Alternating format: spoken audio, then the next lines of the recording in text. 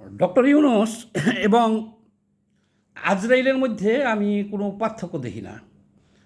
এই জিনিসটা আমি অনেক চিন্তা ভাবনা করলাম, অনেক চিন্তা ভাবনা গবেষণা করার পরে আপনাদের সামনে বলতেছি যে ডক্টর ইউনূস আর হলো আজরাইল, এই দুইজনের চরিত্র প্রায় একই রকম দেখতেছি আমি। যেমন আজরাইল যা কিছু করে কারো কাছে ওই আপনার যান কবজ করবো, আরেকজনের যান কবজ করবো, আরেকজনের যান কবজ করবো, কিন্তু উনি কি কারো কাছে বইলা করে করে, কারো লোকে পরামর্শ করে করে? হ্যাঁ, তবে উনি একজনের দ্বারা পরিচালিত হুকুমে করে।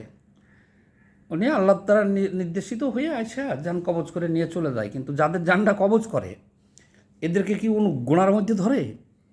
এদের সাথে আলোচনা করে যে এই এই বাড়ির সবাই এখানে আসো, বা এই মহল্লার বা এই দেশের আসো, আমি এনাকে হত্যা করবো বা এনার যান কবজ করব, এরকম কিছু কি করে? করে না। তাহলে ডক্টর ইউনূসের ব্যাপারটা আমি এরকমই দেখতেছি।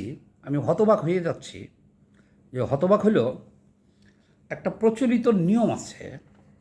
নিয়ম হলো, আপনি যদি বিদেশ ভ্রমণে যান, রাষ্ট্রীয় সফরে যান, সেখান থেকে আসার পরে সংবাদ সম্মেলন করে দেশবাসীর কাছে আপনাকে জানাইতে হবে যে আপনি ওখানে যে কী কী করছেন, দেশের স্বার্থে কী কী চুক্তি করছেন, বা কী কী লাভ হয়েছে, বা এই এত বহর নিয়ে গেলেন, দেশের লাভ লসটা কী।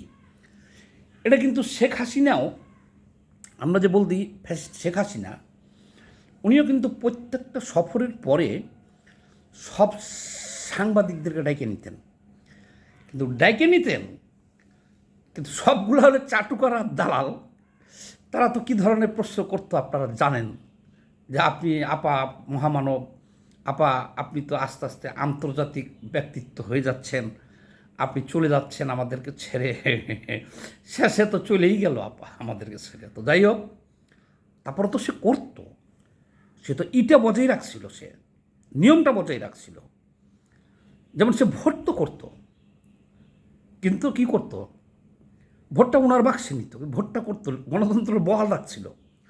তেমনই বিদেশ ভ্রমণ করার পরে এসে উনি সব সাংবাদিককে দাওয়াত দিয়ে সংবাদ সম্মেলন করে সব বলতো, সে তার যা মনে লাগতো তাই বলতো। কিন্তু এখন ডক্টর ইউনূস সাহেব 10 মাসে 10 বার বিদেশ সফর করলেন, একবারও আইসা দেশের কোনো সাংবাদিকের মুখোমুখি হন নাই, সংবাদ সম্মেলন করেন নাই, কারোর সাথে কথাও বলে না, ওনার যা মনে লাগতেছে তাই করতেছে।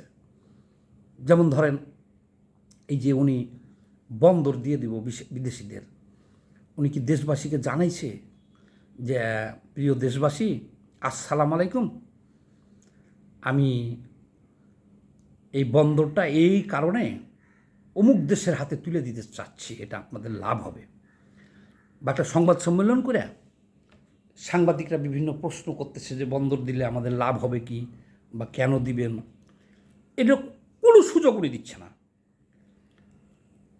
বন্দর কাকে দিবে, করিডোর কাকে দিবে, সেন্ট মার্টিন কাকে দিবে, উনি যা কিছু করতেছে কারো কোনো প্রশ্নের উত্তরও দিচ্ছে না, কোনো জবাবদিহিতাও নাই তার কারো কাছে। অবাক কাণ্ড, কোনো প্রকার কারো কাছে জবাবদিহিতা নাই। আপনি যে তাকে জিজ্ঞেস করবেন যে আচ্ছা, আপনি যে আপনার নিজের নামের 200 মামলা শেষ করলেন, 606 কোটি টাকা গ্রামীণ ব্যাংকে, এটা আপনি এইভাবে নিয়ে গেলেন, মাপ করে নিয়ে গেলেন, আবার একটা স্টারলিংকের ব্যবসা আনলেন, তাও আপনার গ্রামীণ টেলিকমকে দিয়ে দিলেন, সরকারি খরচে গেলেন আলেন, আবার আপনি একটা বিশ্ববিদ্যালয় এই কয়েকদিনের মধ্যে করে নিলেন, আবার আপনি একটা আদম ব্যবসার লাইসেন্স করে নিলেন, ইত্যাদি ইত্যাদি দেখা যেতেছে এত কিছু। তো এই প্রশ্ন যে ওনাকে আপনি করবেন, উনি তো সেই সুযোগ দিতেছে না, উনি তো কোনো সাংবাদিকের মুখোমুখি হইতেছে না, বা দেশবাসীর কাছে জবাবদিহি করতেছে না।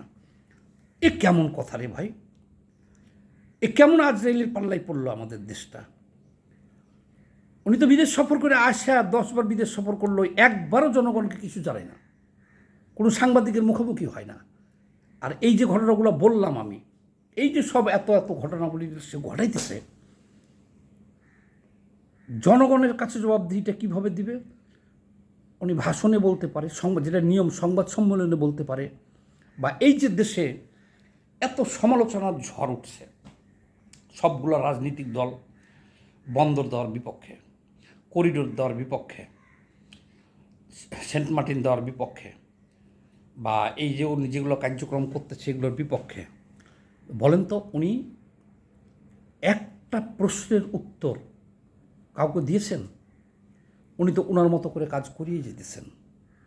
আর ওনার যে সাঙ্গপাঙ্গ যারা আছে তাদের কারো কারো বিরুদ্ধে 200 কোটি 300 কোটি 500 কোটি টাকার অভিযোগ, দুর্নীতির অভিযোগ উঠতেছে। তাহলে আমরা কোন আজরাইলের পাল্লায় পড়ে গেছে এই দেশটারে ভাই? এইরকম দেশে এখন একটা কেমন জানি একটা পরিস্থিতি, থমথমে ভাব।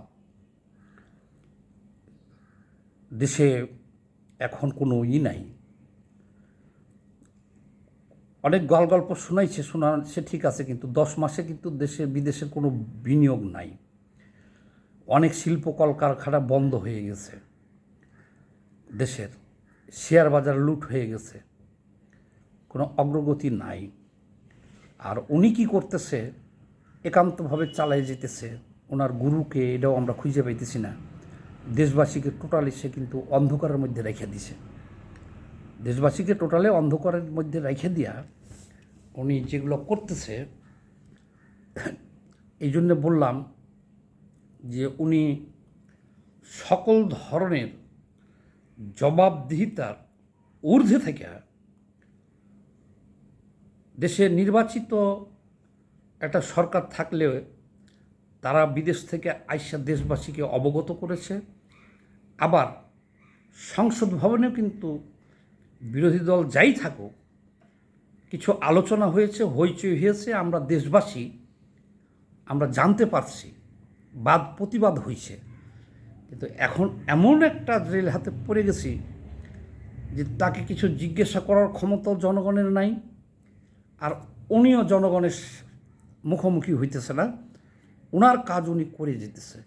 আর এই কারণেই বিশেষ করে সারা দেশের জনগণ এত দ্রুতই আতঙ্কিত হয়ে গেছে, বিতর্কিত হয়ে গেছে। ওই যে কি বললাম, আচ্ছা এই যে 111 গেছে একবার 2 বছর, দেখছেন তাদের কি কার্টুন ছাপা হয়েছিল কোথাও? ব্যঙ্গ করা হয়েছিল কোথাও? কিন্তু ইনি স্টিল ক্ষমতা, এই 111 থেকে এই এত বছর, প্রায় 15-16 বছর, এই 16 বছরেও তারা দুর্নীতি করছে, টাকা লুট করছে, এরকম কোনো পোস্ট দেখছেন? দুদকে দেখছেন? না কোথাও ফেসবুক খুঁজে দেখেন তো, ইউটিউবে দেখছেন? বা তাদের কোনো কার্টুন প্রকাশ হয়েছে, ব্যঙ্গচিত্র প্রকাশ হয়েছে দেখছেন? 111 2 বছর যারা ছিল। আর ইনি 10 মাস হয়েছে ইনি আছে, ইনি থাকাকালীনই আপনি ফেসবুকে দেখেন ওনার ব্যঙ্গচিত্র ভরে গেছে আর অভিযোগের পাহাড়। তাহলে হয়তো অনেকে বলবেন যে এই অভিযোগ তো সঠিক নাই।